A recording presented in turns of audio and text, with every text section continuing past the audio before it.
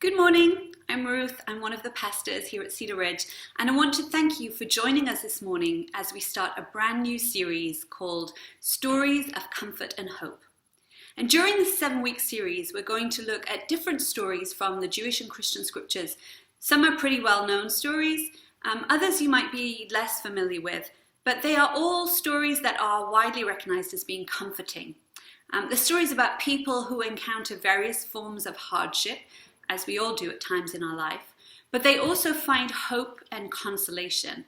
And though we are unlikely to face exactly the same circumstances as the characters in these stories, I think we can all relate to the emotions that their experiences evoke and the ways in which they find comfort and hope. So for this first week, we're going to look at one of the oldest stories in the Jewish scriptures, what we sometimes call the Old Testament, and that is the book of Job. Let's see a show of hands. Who's read the book of Job recently? Hands up? Okay, not many of us, I'm guessing. I think it's a safe guess because it's not a very well-read book.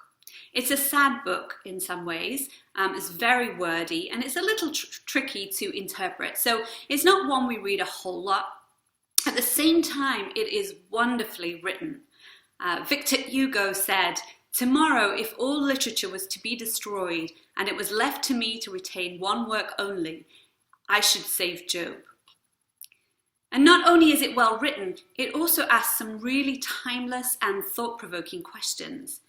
The story itself is pretty simple. The crux is there's a man called Job who is righteous and prosperous, and life is going well for him. But then a series of calamities befall him and his household, and he struggles to understand why these terrible things happen to him. Why would God allow it, or even cause it? What does it all mean, and how should he respond? As I mentioned, this is a very ancient tale. Some commentators believe that the book of Job is the oldest book in the Bible, written maybe even as early as 1800 BCE, but then edited later.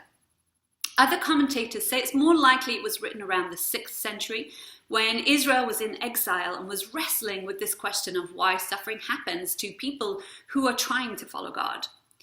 But even if it was written at this later date, it seems to be a retelling of a much older tale, which exists in several different forms in ancient Mesopotamian literature, dating as far back as 2000 BCE. Perhaps the most famous version of this tale, written around 1700 BCE, is a Babylonian poem called Ludlul Bel Nemeki, also known as the Poem of the Righteous Sufferer. Similar to Job, this poem is about a rich and devout man who obeys the gods and makes all the right offerings, but ends up physically and emotionally tormented, pretty much at death's door. And he asks, why would this happen to him? And he speculates that perhaps what is good for man is evil to the gods and vice versa. And he prays to Marduk, the most powerful god of Babylon. And Marduk sends a sorcerer to come and deliver him from his sufferings. And everything ends well. So there are clearly some similarities with the book of Job, but there are also significant differences. And I think it's the differences rather than the similarities that are most telling. So we'll come back to Ludlul Bel Nemeki a little later this morning. But first, let's read the beginning of the book of Job. It goes like this. Many years ago, a man named Job lived in the land of Uz. He was a truly good person who respected God and refused to do evil. Job had 7 sons and 3 daughters. He owned 7,000 sheep, 3,000 camels, 500 pair of oxen, 500 donkeys, and a large number of servants. He was the richest person in the East. This ancient story could, of course, have been based on a specific historical figure called Job, who literally had these particular assets. It could also be about a hypothetical, good and wealthy person. And many commentators think that in part because of the stylized way the book is written, but also because no one really knows where Uz was. It was probably somewhere in northern Arabia, certainly a good distance from Israel. But where it all happened is rather vague, and there's also nothing in the story to indicate when it happened. There's no mention of who was in power or anything like that to root it in history, which is unusual for Jewish scriptures. So this opening sentence, if we were telling this tale today, might be paraphrased, Once upon a time, in a land far away, there was a man called Job. But whether it's historical or not, this is perhaps the most human of stories, and one that, as we get into it, I think will resonate with all of us. Obviously, we're not going to read all 42 chapters of the book of Job, so we'll have to summarize as we go. But the first 2 chapters of the story are a prologue written in prose, and then the rest of the book, with the exception of a very brief epilogue, is all written as a long, long poem. And the prologue provides the setup for the main story.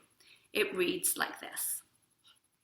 One day, when the angels had gathered around the Lord, and Satan, literally the accuser, was there with them, the Lord asked, "Satan, where have you been?" Satan replied, "I've been going all over the earth." Then the Lord asked, "What do you think of my servant Job? No one on earth is like him. He is a truly good person who respects me and refuses to do evil." "Why shouldn't he respect you?" Satan remarked. "You are like a wall protecting not only him, but his entire family and all his property. You make him successful in whatever he does, and his flocks and herds are everywhere.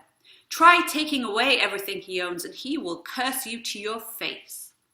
The Lord replied, "All right, Satan, do what you want with anything that belongs to him, but don't harm Job." So then, in the course of one day, Job receives 4 messengers telling him that invaders from the south have stolen his oxen and donkeys, fire from heaven has burned up his sheep and his servants, armed forces from the north have taken his camels, and a great wind has blown down the house where his kids were having a party, and all 10 of them are dead. But although he's distraught, Job continues to worship God, saying, "Naked I came from my mother's womb, and naked shall I return there. The Lord gave, and the Lord has taken away. Blessed be the name of the Lord." So Satan goes back to God and says, "Well, the only reason Job's not cursing you is because you didn't let me hurt him directly." So Job says, "Okay, you can hurt him, but you can't kill him." So Satan strikes Job with painful sores from head to toe. And Job sits in the ash heap, picking at his scabs with a piece of broken pottery, while his wife tells him to give up, just curse God and die. Job's wife has been vilified for that remark ever since. It's her only speaking part in the whole book.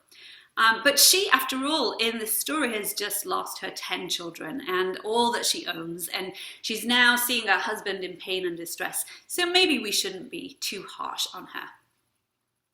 In this altarpiece here, painted by Albrecht Dürer, you can see the fire that's burning up the sheep and the servants in the top left of the painting. And if you look carefully between the legs of the passers-by, these musicians on the right, you can see the livestock being stolen by invaders.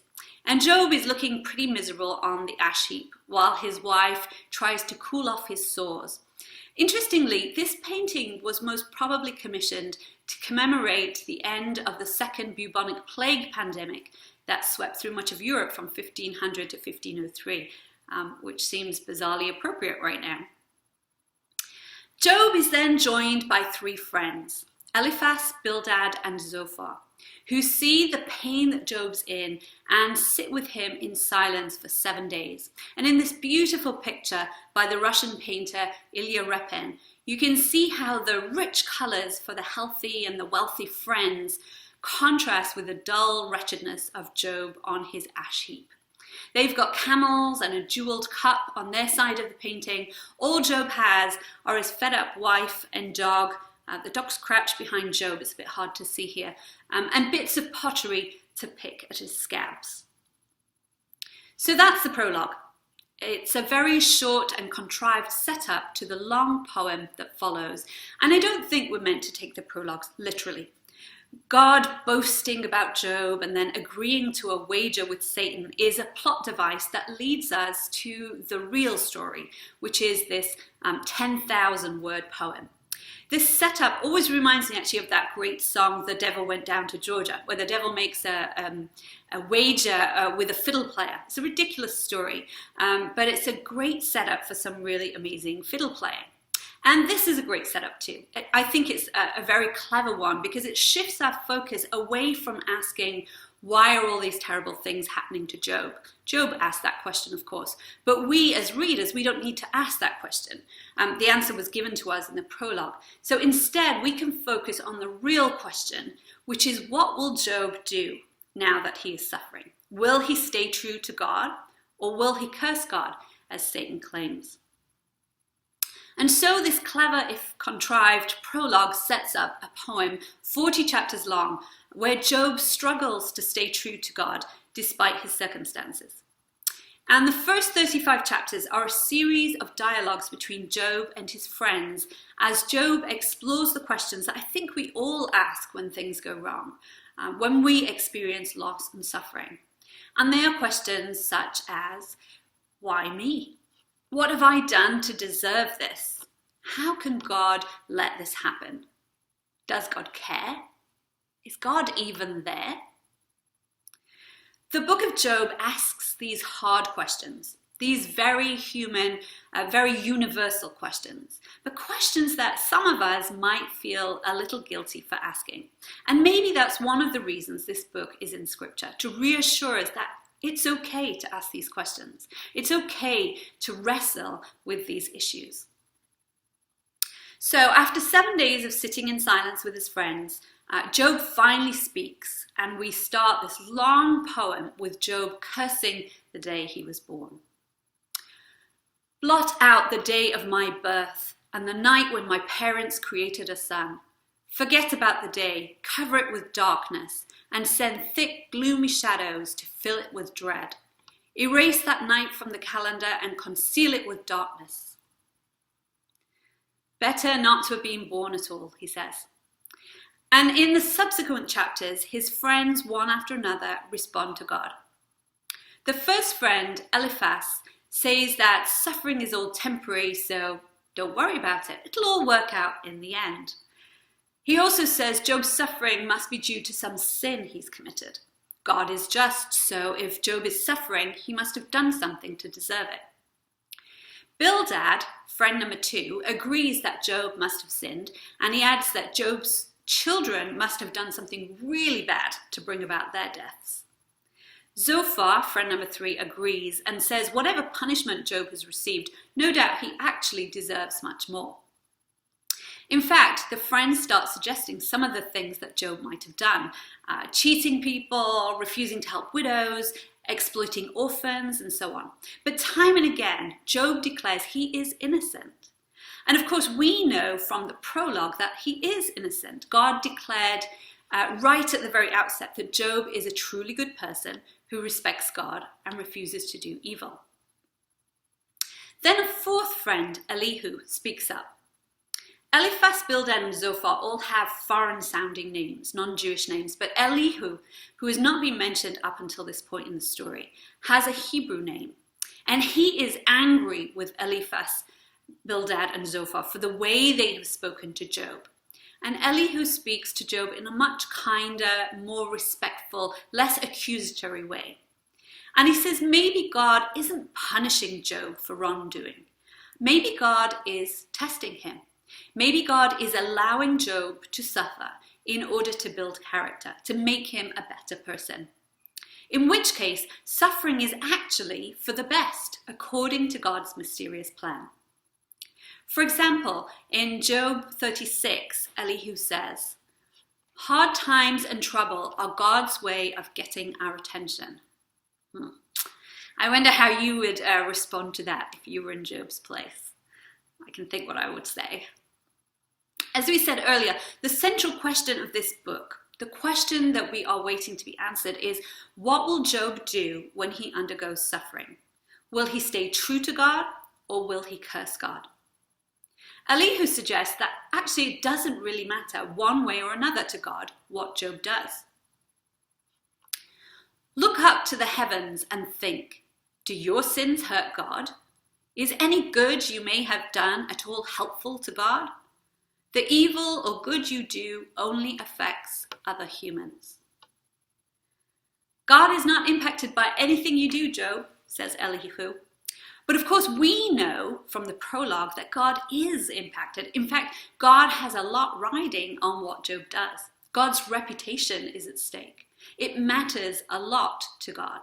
From the perspective of the writer, Elihu is wrong here. What we do, how we respond, does matter. So these four characters seem to represent the wisdom of their time. There is the wisdom of the nations in the Arabian Peninsula, represented by Eliphaz, Bildad, and Zophar, and maybe also the wisdom of the Hebrew nation, represented by Elihu. Now that's not stated explicitly, but it seems to be implied. And in each of these speeches that these characters make, there are some elements of truth. For example, Eliphaz insists that it's impossible for Job to say he's completely righteous. I mean, everybody does some things wrong. And Job agrees. But he says in that case, nobody stands a chance. If God is going to judge this harshly, we're all doomed. Bildad says that wrongdoing brings about suffering. And in a way, of course, it generally does. If you lead a life of hatred and violence, selfishness, greed, and so on, chances are you'll suffer some negative consequences from that. But it's not true, says Job, that good people therefore lead wonderful lives and bad people suffer. He writes, or he says, "Why do evil people live so long and gain such power? Why are they allowed to see their children grow up? They have no worries at home, and God never punishes them. Their cattle have lots of calves without ever losing one. Their children play and dance safely by themselves. These people sing and celebrate to the sound of tambourines, small harps and flutes, and they are successful without a worry until the day they die." Elihu's more subtle explanations also include truth. Suffering can build character. It can create empathy. But it can also just make people bitter. And we know from the prologue that actually God isn't trying to teach Job through suffering. That's not why the suffering is happening. God is actually trying to win a wager with Satan. Elihu also says suffering is all part of God's mysterious plan, and therefore we have no right to question God. If we do, God will be angry with us.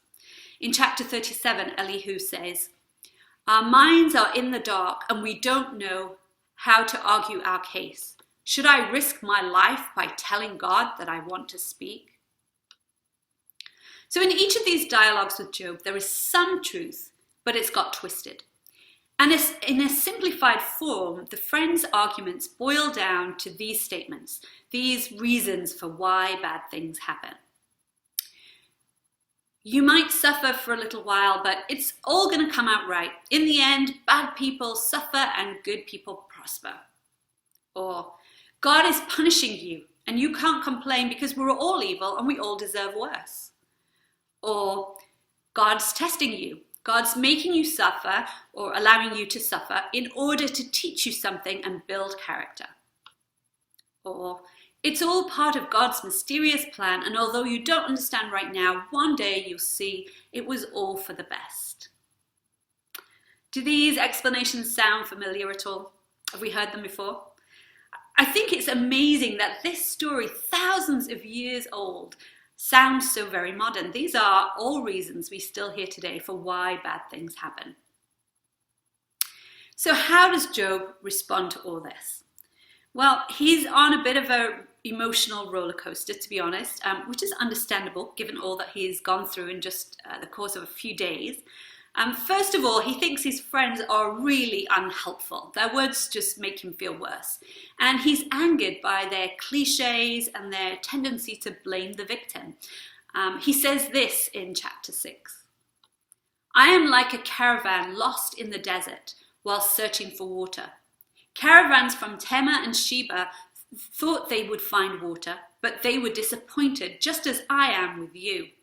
The truth is always painful, but your arguments prove nothing."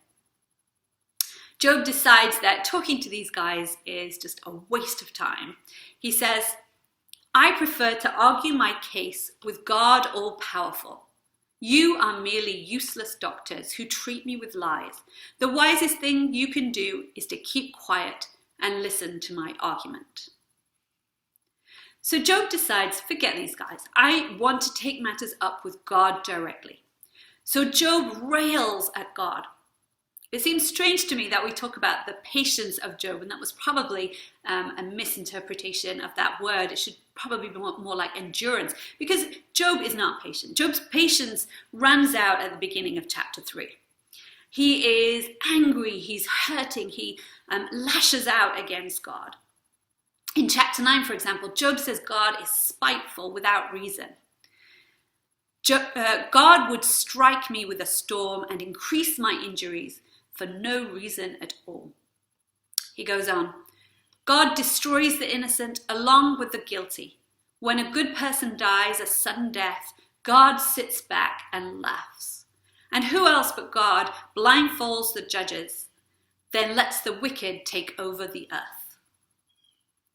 Job's words are raw. He pours out everything he's feeling inside. Words that, I don't know about you, but they make me feel a little bit uncomfortable. We're not meant to talk about God like this, are we? And yet here it is in Scripture, spoken by this supposedly good and righteous man. In other passages, Job seems a little less angry and more confused and afraid. In chapter 23, we watch him go through a whole range of emotions. Today I complain bitterly because God has been cruel and made me suffer. So that's similar to what we read before. If I knew where to find God, I would go there and argue my case. Then I would discover what he wanted to say. Would he overwhelm me with his greatness? No. He would listen because I am innocent, and he would say, now I set you free. So now Job seems to think God might help him if only God understood his situation. I cannot find God anywhere, in front or back of me, to my left or to my right. God is always at work, though I never see him, but he knows what I am doing, and then he tests me. So we're back to this thinking it's all a test. I will be pure as gold. I have never refused to follow any of his commands, and I have always treasured his teachings. But he alone is God, and who can oppose him? God does as he pleases, and he will do exactly what he intends with me. Merely the thought of God all-powerful makes me tremble with fear. So maybe God's not so trustworthy. God has covered me with darkness, but I refuse to be silent. There's a translation of the speeches of Job done by the Hebrew scholar and acclaimed poet David Rosenberg. And I want to read how he paraphrases the last part of that chapter. It makes me shiver to think I must face him, here on this earth, now in this life, present in the infinite, transfigured as my inaccessible inner self rises to his hand. I turn white, cold sweat of fear washes across my face.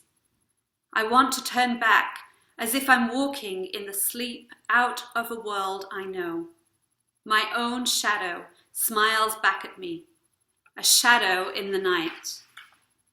The past is drunk with strangeness, and his presence drowns my heart in naked space. Because he brought me out here, into the darkness, where I must continue speaking, into the open, like a child holding tight to the side of his trembling crib. I think he brings out some of the poetry of the Hebrew that maybe we miss. So Job actually says very little about the losses that he's incurred. Most of his complaints relate to feeling abandoned by God, feeling God has somehow turned against him.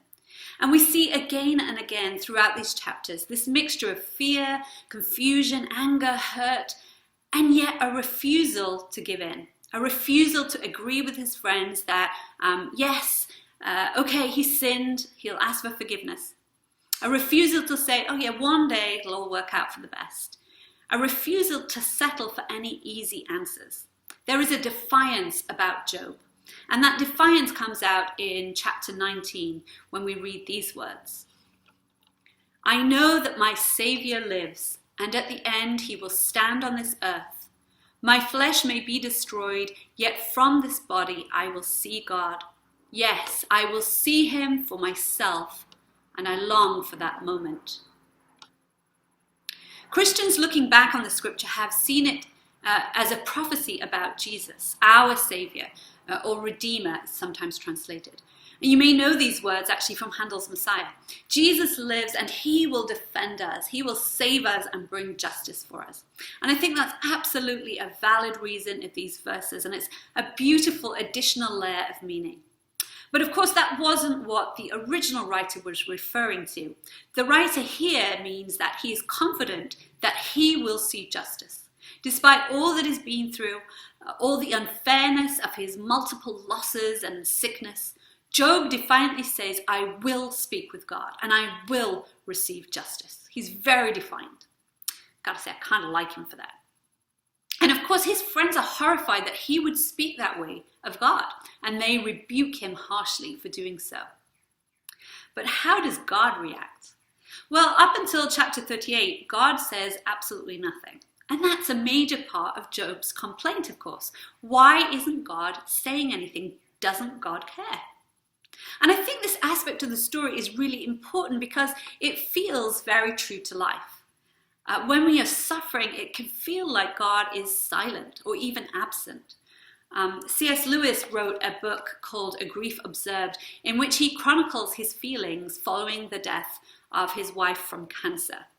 He writes, "Meanwhile, where is God? This is one of the most disquieting symptoms. When you are happy, so happy that you have no sense of needing him, so happy that you are tempted to feel his claims upon you as an interruption, if you remember yourself and turn to him with gratitude and praise, you will be, or so it feels, welcomed with open arms. But go to him when your need is desperate, when all other help is vain, and what do you find? A door slammed in your face, and a sound of bolting and double bolting on the inside. After that, silence. You may as well turn away. The longer you wait, the more emphatic the silence will become. There are no lights in the windows. It might be an empty house. Was it ever inhabited? It seemed so once, and that seeming was as strong as this. What can this mean? Why is he so present a commander in our time of prosperity and so very absent a help in our time of trouble?" I think that's a very real, a very human feeling when we suffer. But then finally in chapter 38, God speaks to Job from out of a storm, and he says this, "Why do you talk so much when you know so little? Now get ready to face me. Can you answer the questions I ask? How did I lay the foundation for the earth? Were you there? Doubtless you know who decided its length and width. What supports the foundation? Who placed the cornerstone while morning stars sang and angels rejoiced? When the ocean was born, I set its boundaries and wrapped it in blankets of thickest fog." And God continues like that for 4 more beautifully poetic chapters, telling Job all about the amazing things in creation and asking Job if he understands all these things and how they all work and how they all fit together. And then, of course, Job says, "No, I don't understand." He says, "You asked why I talk so much when I know so little. I have talked about things that are far beyond my understanding. You told me to listen and answer your questions. I heard about you from others. Now I have seen you with my own eyes." It's noticeable that God has not said a word to Job about why all this suffering happened. In particular, God doesn't say, "Well, you see, Job, Satan came and accused you of only being faithful because you had a good life, and so, that was all the setup for the story." But it seems it's not the answer. In fact, God doesn't give Job an answer. Some people think God gives a partial answer or maybe just a clue in the description of 2 mythical beasts that God created, Behemoth and Leviathan. And you can read about them in chapters 40 and 41 of the book of Job. And both of these creatures are Babylonian in origin, and they represent primal chaos. Behemoth is the chaos of the earth, and Leviathan is the chaos of the sea. And it's possible that by including these creatures in God's speech about the wonders of nature, the writer is acknowledging that the world is a chaotic place, a dangerous place, a place where suffering happens. That this chaos and dangerous unpredictability is simply part of the natural order. Whether or not that's the implication, certainly God gives no clear explanation of why all these terrible things happened to Job. Maybe that's because Job wouldn't understand the explanation, just as he didn't understand how all creation works. Maybe it's because in reality, Job didn't want an explanation. What he wanted, what he actually asked for, was to meet with God. To know that God saw him, was with him, cared for him, to know he wasn't alone in his suffering. Now I have seen you with my own eyes, says Job. Somehow that seems to be enough for him. And then the last thing Job says before the poem ends and we move into the epilogue is something like this. Therefore I retract and repent in dust and ashes. I said he says something like this because the Hebrew here is really hard to translate. Actually, there are lots of verses in the book of Job that are hard to translate. That's one of the reasons scholars think that it's so old. Many also think the writer was possibly not a native Hebrew speaker. But the word translated here as retract can mean retract. Job is taking back the accusations he's made against God.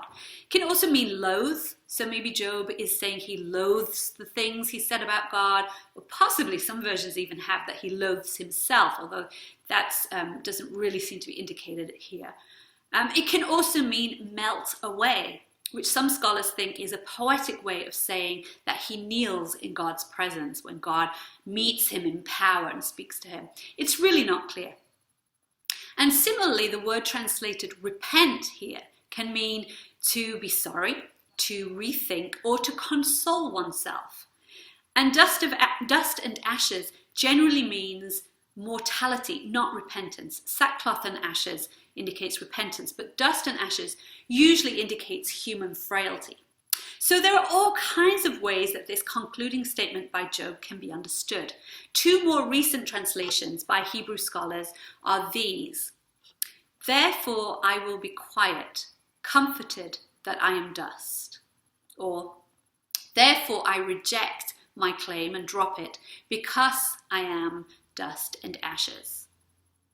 In both of these and in some other recent translations, there is this idea that Job is acknowledging his limitations to understand why suffering happens, and that he actually finds comfort in this recognition. He finds comfort in the realization that he's mortal, he's finite, he's part of the created whole, and he can't figure everything out. He can't construct a rational explanation, but that's okay, because he has seen God for himself. In the epilogue that follows, we switch back to prose. The poem that had such depth and nuance, that explored humanity's struggle to understand suffering and what it all means, switches back to, again, a little bit contrived, simplistic ending. God first rebukes Job's friends for talking nonsense and affirms Job. We read, "The Lord said to Eliphaz, 'What my servant Job said about me is true, but I am angry at you and your two friends for not telling the truth.'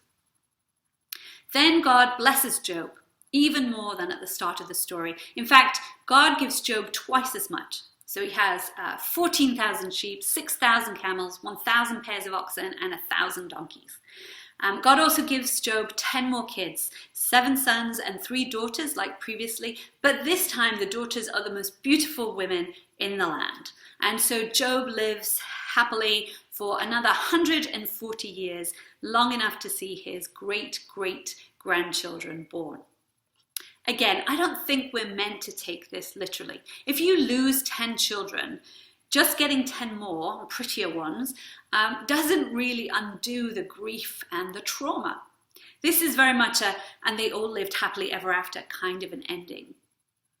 So what are we to make of this strange book? Well, as I mentioned earlier, the book of Job has significant similarities and differences with a well-known Mesopotamian story. One telling of which is the Babylonian Ludlul Bel-Nemeki poem. But there are also other versions of this same story, and it's a story in which a good man suffers at the hands of the gods. He's patient, he submits and repents and pays homage, and he's finally rewarded. And it seems likely that the book of Job intentionally takes that story, keeps the beginning and the end pretty much according to the traditional pattern, but inserts into the middle a revolutionary poem of resistance, challenging that accepted story.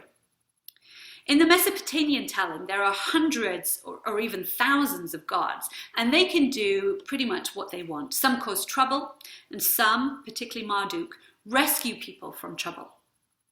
There is a cosmic battle going on between these different gods, between forces of good and evil. We don't see that in the book of Job. In the prologue, there is this accuser. We use the word Satan, which is literally the accuser, but that's got a lot of other connotations for us. It's literally the accuser. But once we start the poem, there's no mention of Satan or accusers or any kind of evil forces. There's just one God, and that God is expected to act justly. In the Mesopotamian story, people just have to accept what comes their way from the gods. They've got no right to object. But in the book of Job, when circumstances don't reflect justice, Job is right to question. He's right to object and to call out to God. In this poem, Job issues a lament that says in increasingly vehement ways, life is not fair. Good does not always get rewarded and evil punished. It feels like God is playing with us, laughing at us. We sometimes wonder if God is even there. All these things Job said. And Job's friends were appalled and told him to be quiet. But God said in the final speech that the friends' words were nonsense. But my servant Job has spoken the truth. Job's honest wrestling with God, his desperate outpouring of grief and confusion and anger, is held up as being honorable. And there's another difference between the book of Job and the more ancient tale. In the Ludlul Bel-Nemeki, Marduk finally hears the prayers of the righteous man, and he sends help via a sorcerer who casts a spell to remove the curse. But in the book of Job, God doesn't send an intermediary. In what was possibly a shocking twist to this story, God visits Job directly. God, who shaped the mountains and set the boundaries of the ocean, who scattered the stars and breathed life into all creation, and is described in those 4 chapters with such power and such majesty, that God meets face to face with Job. So how is this a story of comfort and hope? Well, I find it actually, this story of Job, profoundly comforting. But it's a comfort that rejects neat and easy answers. It's a comfort that comes from knowing and acknowledging several things. First, life is unpredictable and unfair, and we don't understand why. Try as we may, we cannot make sense of suffering or explain it. We'd love to be able to. That would give us a sense of control. I think we'd feel much better. But we know in reality, pain and suffering, grief and loss, they're part of our world. We can't change or control that. There are no easy answers. No answers like God is punishing us or testing us or it's all for the best. Suffering is part of life. But there's something comforting, something liberating about acknowledging that we just don't understand. Second, God is with us in our suffering, although we don't always feel it. God sees, God cares, God is present, even though it doesn't always feel that way. And it really doesn't always feel that way. Even Jesus on the cross experienced that feeling of being God forsaken. We all feel it sometimes. But at the end of our story, God didn't give Job a rational explanation for why he suffered. God showed up. God met with Job, and that was enough. Third, how we respond matters, and we can be honest with God. That, after all, was the central question in the book of Job. Would Job stay true, or would he curse God? Job didn't curse God, but he did pour out his heart to God. He was honest about his hurt, anger, his confusion. He didn't hide behind religion. Sorry. He was totally honest. God was silent for 35 chapters and Job kept calling out. And God honored him for that. God was big enough and strong enough and loving enough to be able to take all that Job could throw at him out of his heartbreak. We also don't need to judge, but to love those who hurt. Job's friends were very critical and judgmental of Job because they thought he had done wrong. After all, he must have done wrong. He was suffering and God's just, and so that's how it works. But we're not called on to explain why suffering happens or to decide what suffering is self-inflicted. We are just called to love and support and encourage those who are suffering. And then finally, there will be a happy ending, somehow, somewhere. Scripture promises time and again, justice will be brought about. There will be an end to suffering. We don't know when or where or how, but we can say with Job, I know that my Savior lives, and at the end he will stand on this earth. My flesh may be destroyed, yet from this body I will see God. And from a much later perspective, we can read into these words the hope that we find in Jesus, a Savior who also suffered, who died a cruel and unjust death, but who rose victorious. So we don't need to give in to despair. We can be confident, defiant even, like Job. One day we will see God, and that will be enough. We're going to take communion together in just a few moments. Communion is so incredibly rich in meaning. It represents, among many other things, the brokenness of our world, the life-giving love of God given to us in Jesus, the presence of God with each of us, whatever our situations, and our own oneness with one another. But this morning, rather than trying to tease apart the different strands of meaning, let's take communion as part of that mystery of God. As we eat and drink, let us remember that we are dust and ashes. We are finite. There is so much we don't understand. But we are also precious. We are loved by God. We are seen by God. We are held by God. Let's listen to this song before we take communion. This song is taken from the conversation between Job and God right at the end of the book. So let's listen to it through and then please join me in taking communion together. Thank you.